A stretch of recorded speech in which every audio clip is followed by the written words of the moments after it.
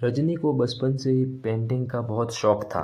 वो हमेशा से ही पेंटर बनना चाहती थी, पर उसके माँ और पिताजी ने उसको इस चीज़ के लिए कभी सपोर्ट नहीं किया और उसकी शादी नीरव से हो गई। नीरव रजनी को बहुत प्यार करता था, पर रजनी हमेशा चुपचाप ही रहती। वो इस शादी से खुश नहीं थी और वो यह शादी नहीं करना चाहती थी। हमेशा से पेंटर जो बनना था वो इस सपने को पूरा नहीं कर पाई, इसलिए वह हमेशा उदास रहती। बहुत ही बढ़िया फिल्म लगी है, कल देखने चले? नहीं जी, कल मुझे बहुत काम है, मैं नहीं जा पाऊंगी। अच्छा तो कोई बात नहीं, संडे को चलते हैं। देखिए, मुझे फिल्म देखना पसंद नहीं है, आपको जाना है तो चले जाइए। नीरव को मना करके रजनी वहां से चली जाती है और अपने बैग को खोलकर उसमें बंद पड़े ब्रश और कलर्स को देखकर रोने लगती है। रजनी, चलो ना कहीं बाहर खाने चलते हैं, कुछ तुम्हारी पसंद का। जी मुझे नहीं जाना, मेरी तबीयत ठीक नहीं है। रजनी वहां से चली जाती है। नीरव को समझ नहीं आता कि रजनी उससे इतना दूर क्यों रहती है। वो जब भी उसके साथ वक्त बिताना चाहता है, रजनी कोई ना कोई बहाना बना देती है। एक दिन घर पर कोई नहीं था। रजनी घर का सारा काम जल्दी से खत्म कर लेती है। घर पर अकेले होने के कारण वो सोचती है कि वो आज पेंटिंग करेगी। वो अपने कमरे में जाकर पेंट ब्रशेस और कलर्स निकालकर जैसे ही कलर मिक्स कर रही होती है कि दरवाजे पर बेल बज जाती है। अब कौन आ गया इस वक्त? इतनी मुश्किल से तो मुझे पेंट करने का मौका मिला है। रजनी दरवाजा खोलती है तो उसकी सास अपनी सहेलियों के साथ खड़ी होती है और सब घर के अंदर आ जाते हैं। अरे बहू, सबको शरबत बनाकर पिला दे, बाहर तो बड़ी गर्मी है। उफ। जी। रजनी पेंट ना कर पाने से उदास हो जाती है। उसे गुस्सा भी आ रहा होता है कि उसने इस शादी के लिए हाँ क्यों कह दी। वो रसोई में जा रही होती है कि उसकी सास उसे रोकती है। बहू, सबके खाने का भी इंतजाम कर लेना, आज का लंच तो ये सब यहीं करेगी। हाँ। रजनी बिना कुछ कहे रसोई में चली जाती है। सबके लिए खाना बनाती है। सब खाना खाते हैं और रजनी घड़ी देखती है कि ये सब कब जाएंगे ताकि वो अपनी पेंटिंग कर सके। जब शाम होती है तब सब चले जाते हैं अपने घर।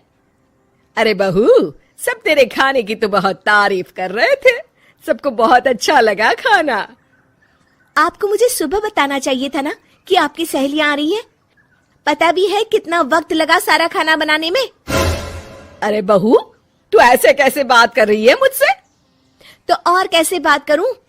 मैं इस घर की कोई नौकरानी नहीं हूं कि इतना काम करूंगी। रजनी अपने कमरे में जाकर दरवाजा बंद कर लेती है। शाम को जब नीरव आता है तो उसकी माँ उसे पूरी घटना के बारे में बताती है। क्या रजनी ने आपसे इस तरह बात की माँ? हाँ, और पता नहीं उसे क्या हो गया है, शाम से बाहर भी नहीं आई है। मैंने तो कई बार आवाज दी, खाना भी नहीं खाया उसने। तू ही बात करके देख ले बेटा। नीरव अपने कमरे का दरवाजा खटखटाता है। रजनी, दरवाजा खोलो, मैं हूं। रजनी दरवाजा खोलती है और फिर वापस जाकर अपने बिस्तर पर लेट जाती है। रजनी, माँ से बात करने का ये क्या तरीका है? मैंने कोई गलत बात नहीं की है। अरे तुम क्यों ऐसे बर्ताव कर रही हो सबके साथ? क्या तुम इस शादी से खुश नहीं हो? रजनी कुछ नहीं बोलती। अरे बताओ मुझे रजनी, क्या ये शादी तुम्हारी मर्जी के खिलाफ हुई है? हाँ, मैं ये शादी कभी नहीं करना चाहती थी। तुमसे क्या, मैं किसी से भी शादी नहीं करना चाहती थी। रजनी रोने लगती है। चुप हो जाओ रजनी, बताओ मुझे, तुम क्यों नहीं करना चाहती थी शादी? रजनी बेड के नीचे से अपने पेंटिंग्स, कलर्स, ब्रश, पेपर्स निकालती है। इतने में उसकी सास भी कमरे में आ जाती है। ये देख रहे हो, ये थे मेरे सपने। मैं पेंटर बनना चाहती थी, पर माँ पापा ने कभी सपोर्ट नहीं किया और मेरी शादी करवा दी। मेरे सारे सपने टूट गए। हर वक्त बस गुस्सा आता रहता है मुझे। मैं जानती हूँ कि आप लोगों की इसमें कोई गलती नहीं है, पर मैं क्या करूं, मुझे समझ में नहीं आता।